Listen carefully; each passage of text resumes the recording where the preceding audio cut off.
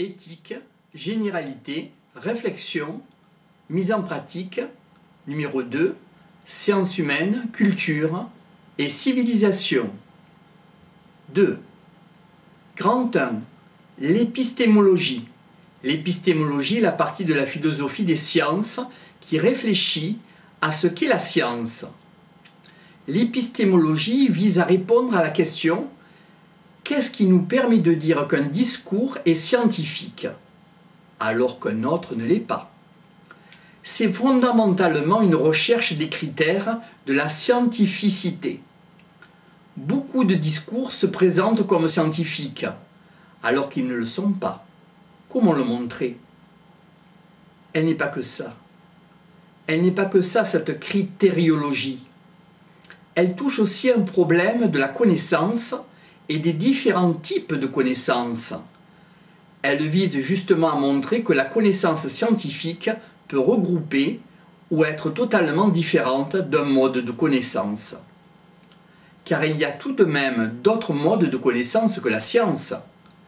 L'épistémologie est donc une réflexion sur la science.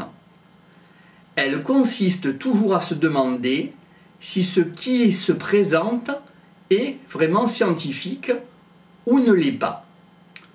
Or, l'approbation d'une science passe toujours par quelques définitions de concepts de base. Toutes les sciences utilisent les concepts. Un concept est une idée sur laquelle tout le monde peut se mettre d'accord. Par exemple, il y a un accord chez les mathématiciens. Elle n'est pas que ça. Elle n'est pas que cette critériologie. Elle touche aussi au problème de la connaissance et des différents types de connaissances. Elle vise justement à montrer que la connaissance scientifique peut regrouper ou être totalement différente d'autres modes de connaissance. Car il y a tout de même d'autres modes de connaissance que la science. L'épistémologie est donc une réflexion sur la science. Elle consiste toujours à se demander si ce qui se présente comme scientifique l'est ou ne l'est pas.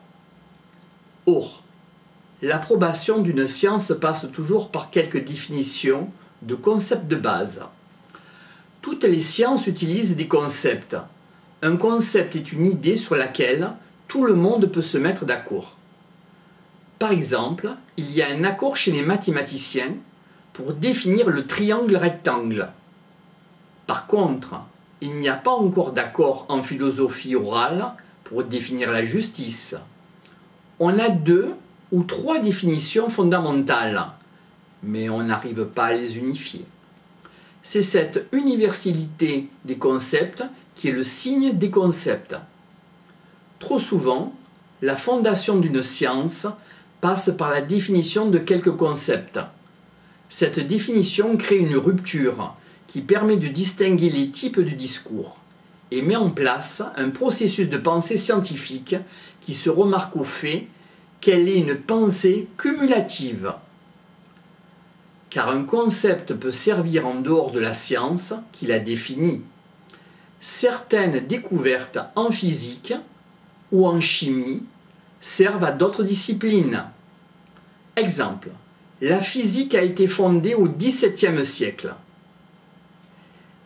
Cela a demandé à peu près un siècle, en passant par la découverte de Galilée de la loi des chutes des corps et de la théorie de Newton, gravitation universelle, en passant par Descartes, Pascal et beaucoup d'autres qui ont fait des expériences, des calculs et cherchaient à définir des notions.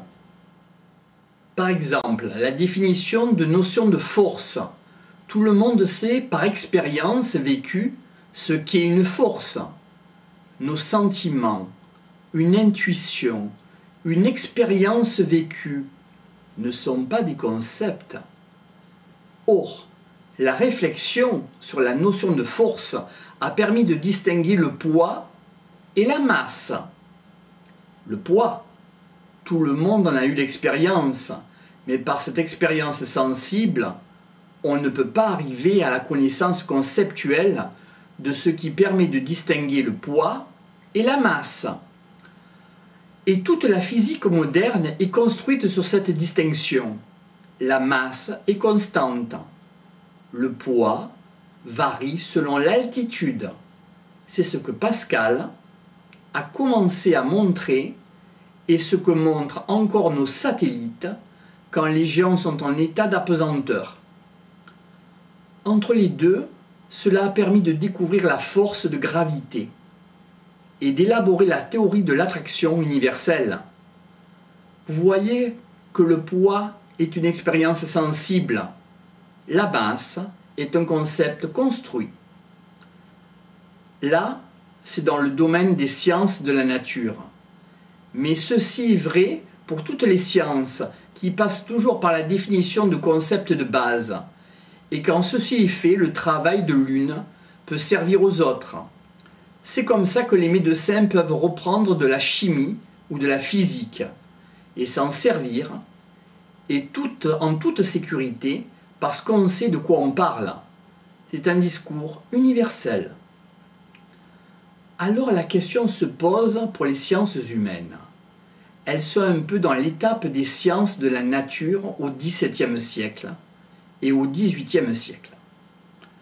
Elles ont fait quelques découvertes, ont quelques concepts de base, mais elles se battent toujours sur un certain nombre de notions fondamentales pour elles, les sciences humaines.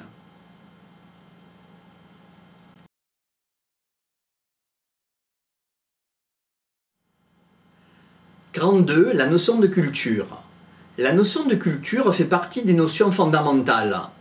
Cette notion est d'abord une notion de sens commun. Elle appartient à l'histoire de différentes sociétés.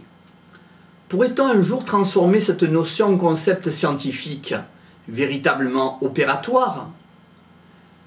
Le débat est en cours. Si le sujet nous intéresse, nous pourrons regarder le livre de Denis Kutsch, La notion de culture dans les sciences sociales, qui montre tous les débats de cette notion chez les historiens, chez les psychanalystes, etc. La notion de culture est une notion qui est l'objet dont beaucoup de discussions et même de rejets. Certains pensent qu'il faudrait essayer de s'en passer. La culture a des ennemis, de tout temps, en particulier dans les régimes totalitaires. Le propre des régimes totalitaires, c'est de vouloir remplacer la culture par la propagande. L'intérêt des régimes totalitaires pour la culture, c'est de vous mettre en éveil, vous montrer qu'il y a là un enjeu colossal. Certains diront que la culture est un concept fétiche. C'est pour eux qu'ils n'ont rien à y faire. C'est qu'ils vont se perdre ou se promener dans les musées à l'heure de la sieste, dit-on. D'autres diront que la culture est une notion tout à fait incertaine, compromise, et dont il faudrait faire l'économie. Pour notre part, nous sommes de ceux qui pensons que la notion de culture n'est pas encore un concept véritablement construit, mais que justement on peut y travailler, et que cela en vaut la peine. Des philosophes, des spécialistes des sciences humaines vont dans ce sens. Alors, c'est donc à construire, à cerner d'abord le sens de cette notion de sens commun que nous allons y travailler. La question serait: comment peut-on avancer sur un sujet aussi touffu?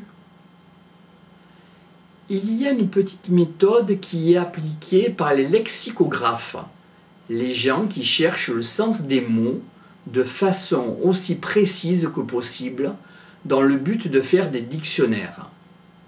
Des mots MOTS. Quand vous cherchez un mot MOT dans le dictionnaire, il faut vous poser la question: comment ont-ils fait pour faire le dictionnaire? Une science est toujours une pratique. On la fait, on la produit. Comment travaillent les gens qui font les dictionnaires? Ils ont plusieurs méthodes. Ils profitent du travail des autres, comme toutes les sciences, car toutes les sciences sont des activités communes. Jamais un savant n'a fait une science tout seul. Ce qu'un savant fait, c'est réformer ou refonder une partie d'une science. C'est une des grandes différences entre la science et la littérature ou l'art. L'œuvre de Picasso ne peut être que du Picasso. La méthode utilisée est la méthode des champs sémantiques.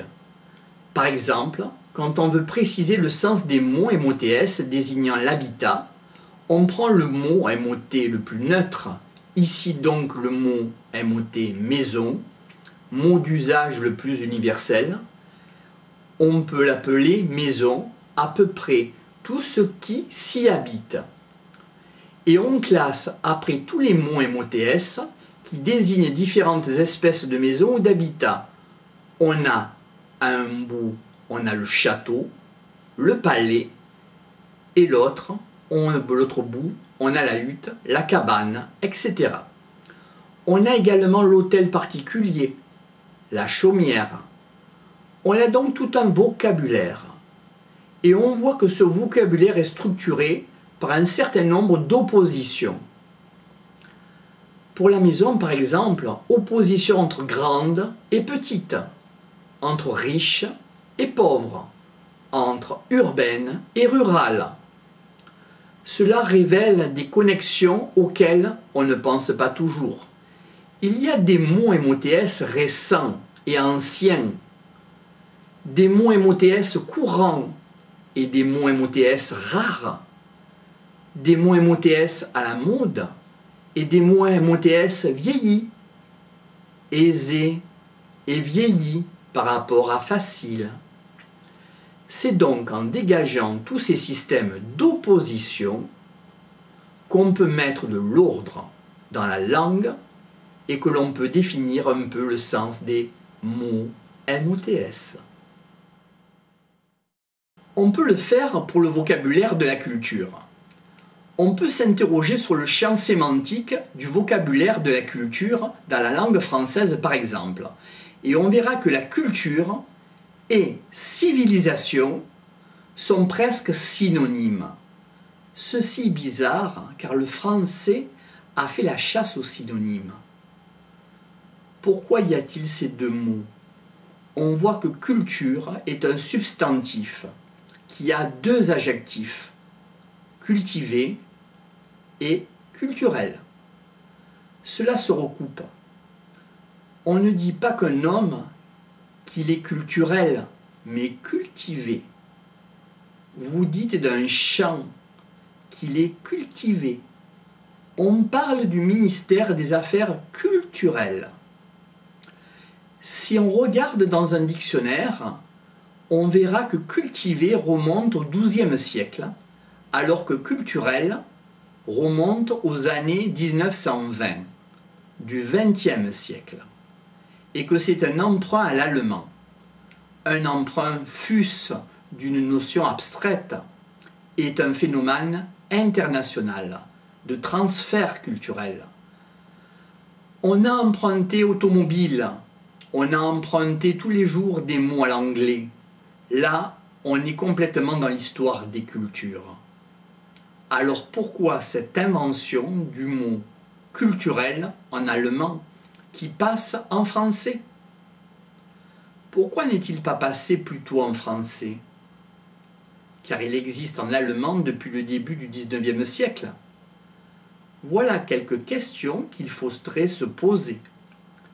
Et quand on se pose ces questions, on arrive à dégager dans l'histoire du mot culture et dans la nébuleuse de sens qui paraît d'abord un peu insignifiant, 3000 mots MOTS fondamentaux de signification et qui correspondent à des pratiques sociales différentes, à un approfondissement de la notion, à une espèce de radicalisation de la notion. Le premier niveau de sens est le sens que j'aimerais qu'on appellerait plutôt la culture cultivée. Quand vous cherchez un mot MOT, cherchez aussi son antonyme, son opposé. Cela nous éclairera beaucoup. Ici, le contraire de culture, c'est ignorance, rusticité, rudesse, grossièreté.